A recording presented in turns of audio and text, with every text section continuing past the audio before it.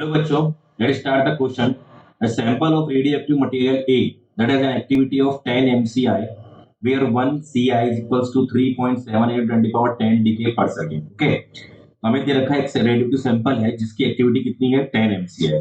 Okay, 10 millicurie has twice the number of nuclei as another sample of different radioactive material B. एक दूसरा radioactive material है उससे उसकी जो radio activity है वो डबल है जिसकी एक्टिविटी कितनी है 20 है. Okay, number of nuclei double है उसमें. Okay, the correct choice of the half life of A and B would be them respectively. तो देखिए डियर, क्वेश्चन के अकॉर्डिंग क्या दिया गया है. हमें पता है कि किसी भी पर्टिकुलर रेडियोएक्टिव मटेरियल की एक्टिविटी जो दी जाती है कैसे दी जाती है. डी, अगर मैं ए के लिए बात करूं तो DNA upon dt is nothing but कितना आएगा बेटा, कितना दिया गया क्वेश्चन के अंदर 10. ओके, सिमिलरली बी के लिए कितना दिया गया है DNB बाई dt कितना दिया गया है 20. और हमें पता है ये कितना किसके इक्वल होता है lambda A N B. Similarly this is lambda B N B. ठीक है, ये हमारे पास क्वेश्चन नंबर 1 आ गई, ये क्वेश्चन नंबर 2 आ गई. साथ में क्वेश्चन में दिया गया है ए जो है has twice the number of nuclei as another sample of different radioactivity B. So here according to this information Na is nothing but 2Nb. Okay dear, तो यहां से हमारे पास में तीन इक्वेशंस आ चुकी है. अब हम क्या करें, हमें क्या चाहिए, हमें पूछा गया हाफ लाइफ के लिए. तो अगर मैं इक्वेशन नंबर 1 और 2 को अगर डिवाइड करता हूँ, इक्वेशन नंबर 1 डिवाइडेड बाय 2 करें तो यहाँ देखो क्या मिलेगा बेटा 10 by 20 is equals to lambda A N A lambda B N B.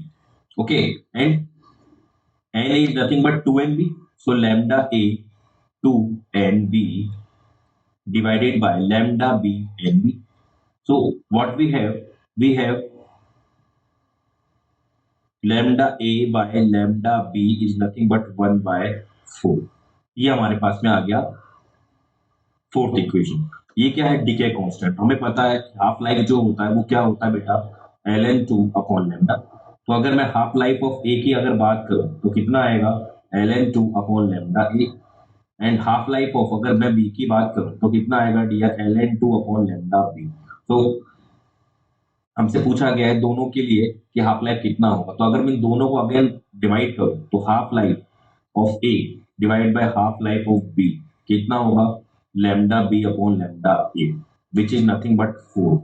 सो हम कह सकते हैं half life of A with respect to half life of B का रेशियो होगा 4:1. तो देखिए ऑप्शंस 1 में रेशियो आ रहा है 1/2, तो ये नहीं हो सकता. इसमें आ रहा है 1/4, ये नहीं होगा.